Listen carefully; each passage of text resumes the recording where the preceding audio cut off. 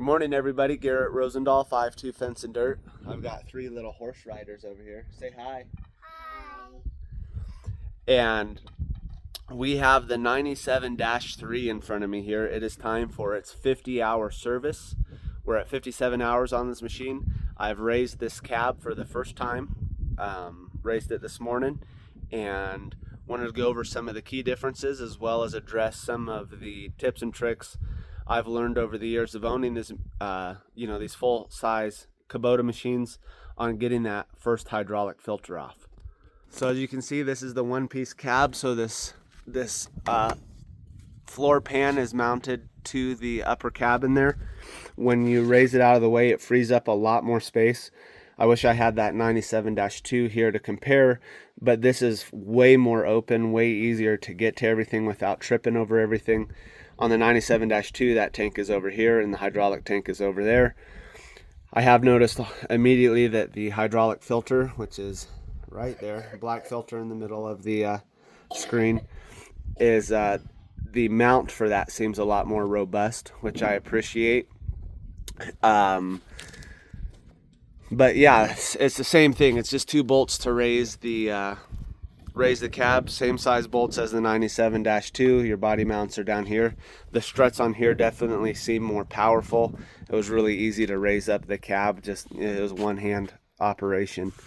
But before I get into pulling that off, which I'll film that, I'm going to go over the other areas of service on this for that first 50 hours.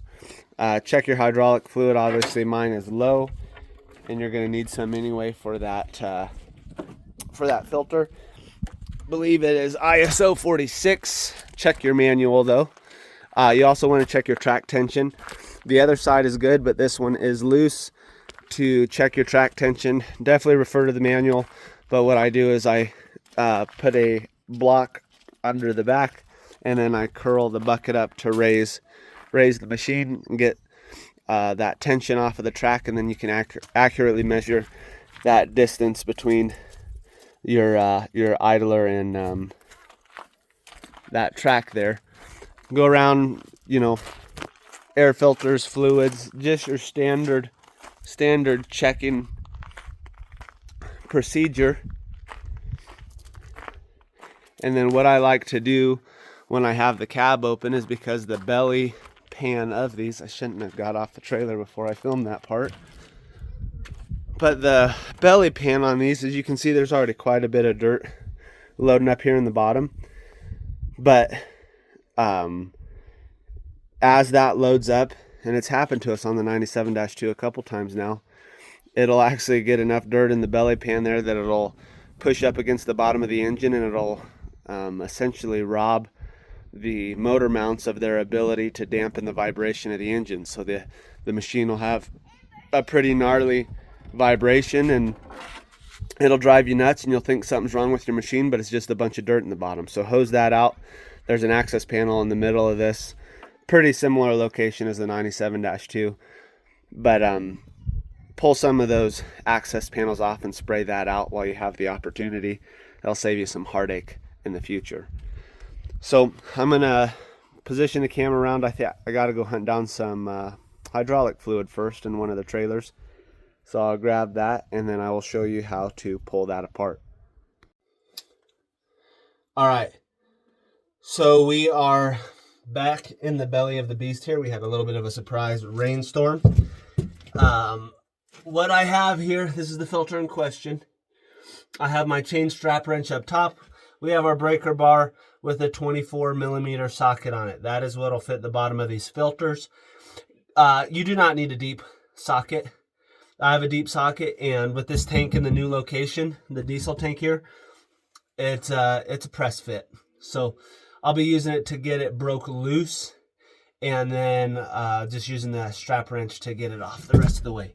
So if you were to put this up here, just the strap wrench, it likely would not work. And if you were to just do the breaker bar, it would not work. It seems like doing it both at the same time. Oh, these smokes. This one is does not disappoint. It is the same as those other units. Let's see if I can get this in a better spot.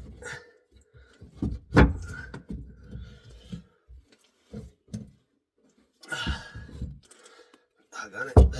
So this is the second time one of these has done this to me. The top will stay sealed, and the bottom will spin.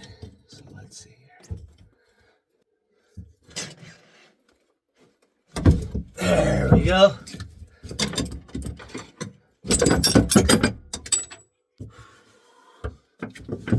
Nice and muddy.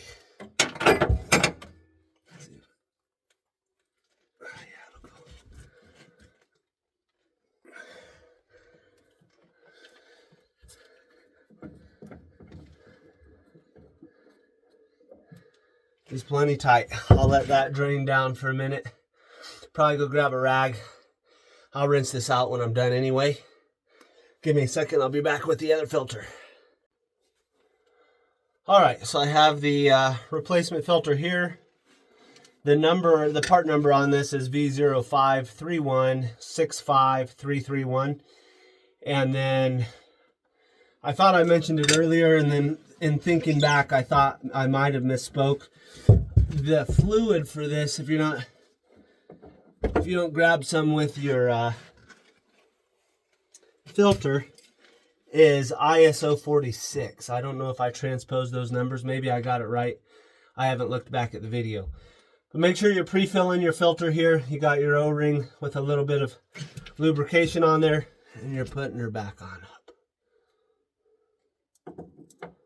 And this is in about the same location as the 97-2, but you do have a whole lot more room to work with, is what I'm noticing. There we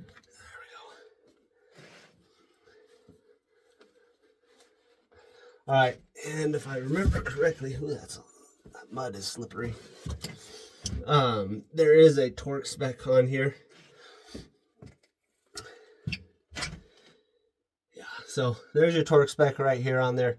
Follow that. I'm not going to give too much advice on that. Refer to your manual. I don't want any liability on that part, but I have dealt with having to get a lot of these filters off in the past, and it is a pain in the butt. And so running that strap wrench up top, the chain one, I don't know if a standard strap wrench would work. It really needs to get a bite into this machined ring, and then getting a socket down there on the bottom. That has worked well for me. I have spent probably an hour or two trying to get it off by just that top ring. You really need to run it on the bottom as well. So I'm going to get this tight, get the cab back down, get it topped off with fluid, and that will do it for this. I'll be tensioning the tracks tomorrow on the job site. Refer to your manual for that. It's not that complicated. I'm sure there's other videos out there. I haven't seen a lot of videos on this, and I wanted to address that. So thank you for watching. This is Garrett Rosendahl. I'll see you on the next video.